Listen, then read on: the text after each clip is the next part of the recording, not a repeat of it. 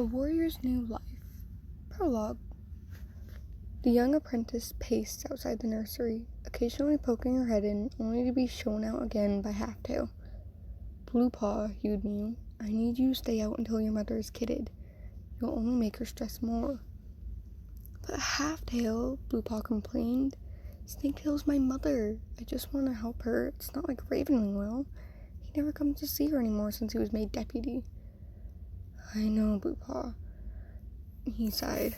Fine. You can come in as long as you stay out of my way. Halftail muttered something under his breath, but Bluepaw didn't care. She rushed over to her mother. You'll have more beautiful kits soon, Snaketail, she murmured into her mother's ears, while also running one of her dark blue-gray paws down her mother's back. Suddenly, Snaketail let out a cry of pain. Halftail ran his paw over her flank with his ear gently pressed against her belly. I can only hear one heartbeat other than her own.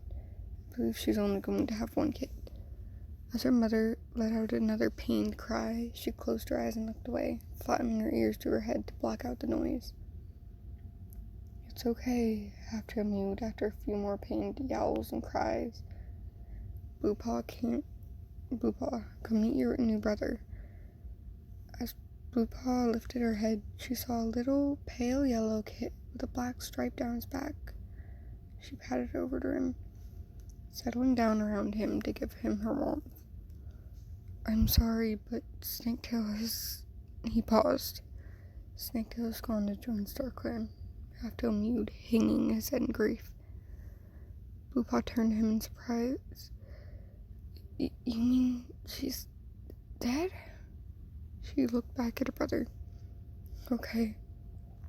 She gulped, eyes full of sadness and a new fierce desire to protect him burned in her chest. Well, I have to name him. Bluepaw was silent for a moment. Beakit, she mewed. His name will be Beakit. Cobrafang, another queen that was due to kit any day, looked at Bluepaw and Beakit. Bring him to me, she commanded the apprentice. When Bluepaw hesitated, she continued. I can feed and take care of Beakit while you continue with your apprentice duties. Bluepaw froze for a moment, considering the offer. Okay, she agreed, gently picking Beakit up and placing him next to Cobrafang's swollen kit belly, who curled up around the small Tom and began to groom him. Halftail picked up the boards that he'd set down at the side of Snaketail's nest and patted it over to Cobrafang. You'll need this if you want to feed him, Halftail instructed. Just because you're due to get any day now doesn't mean you won't need more milk. He waited till Cobrafang had eaten all the boards before he turned and disappeared through the entrance to the nursery. Cobrafang, Bluepaw mewed hesitantly. Do you need any prey? She continued when the queen's attention turned to her. The caring and loving gaze seemed so much like her own mother's that she longed for a time when her mother would pull her close and Bluepaw would fall asleep from the gentle, repetitive grooming of Snaketail's tongue. That would be lovely, Bluepaw, she mewed. Bluepaw quickly ran out of the nursery while Cobrafang stayed curled up in her nest. As Bluepaw ran from the entrance to the nursery, she was quickly stopped on her way to the fresh kill pile. What are you doing here? I saw you get prey already, so don't try to steal more before Clovertail takes you hunting, hissed an angry voice.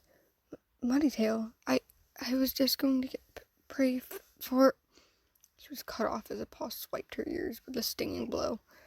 Don't try and lie, you dark Stalker's blood. He was never a good liar. Muddytail glared at her with harsh, yellow eyes. Bluepaw thought back and realized she also had Muddytail's blood. I wasn't lying, she hissed back with the same fierceness. And shouldn't you be nicer to your kin, daughter of your son? She knew she had said the right thing by the outraged look on Muddytail's face. Ravenwing is not my son. Only Spireclaw and Claytail are my kids, she hissed, pressing her muzzle close to Bluepaw's face. That rat will never be good enough to be my son.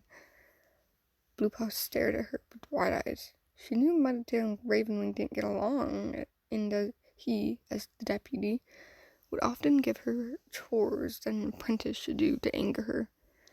"Now tell me the truth about what you were doing." Whitetail took a step back and assumed the calm and strong posture she usually stood in.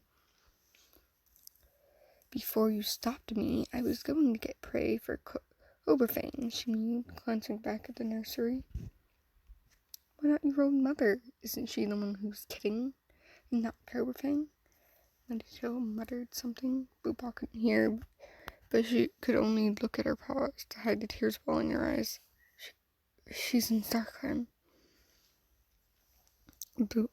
Tears began to fall down her cheeks as the words escaped her lips. "StarClan? You mean..." Whitetail let out a bark of laughter. "That rat of a father of yours will be filled with grief," she hissed with delight. "What? You're happy that I was sad?" Bluepaw yowled, now glaring at the cat in front of her without any care that it might draw attention. "He's your son, not some evil rogue." Whitetail looked angry that she had been yelled at by an apprentice. Faces turned to stare around the clearing. "Listen here," Whitetail began in a low growl, with her head lowered so she could glare into Bluepaw's eyes. "I'm going to say this once and make it clear." "Make what clear?" hissed a new voice, cutting off Muddytail. Black Tom stepped forward, glaring at the older she-cat. The small tuft of white fur on his chest seemed to shine in a new leaf light as he walked. Both the she-cats whipped around to stare at Ravenwing, the Shadow Clan deputy. "Ravenwing," Muddytail began in a voice as sweet as honey, before being silenced by a harsh glare from the cat she refused to call son. "Don't try to fool me, you honey-covered foxheart," he yowled, his glare becoming as hard as daggers.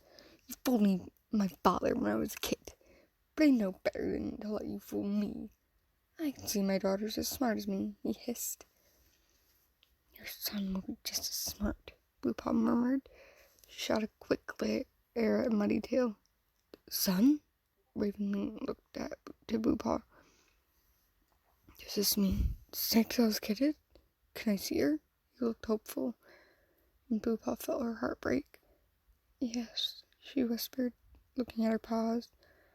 The tears that had already been welling in her eyes began to slowly roll down her cheeks. "We need to move her into the clearing anyway."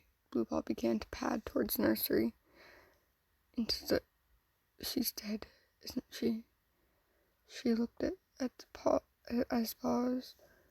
He looked at his paws as tears began to collect in his eyes as well.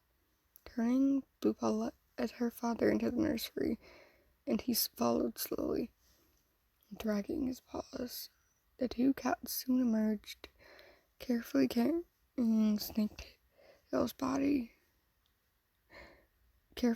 Snaketail's across their shoulders. Snaketail's body was laid in the center of the clearing, and the clan gathered around to begin the silent vigil that would last through the night, even though it would share words and then stay silent for the rest of the night. Bluepaw was filled with grief, and a mournful yowl escaped her mouth, soon joined by the rest of the clan.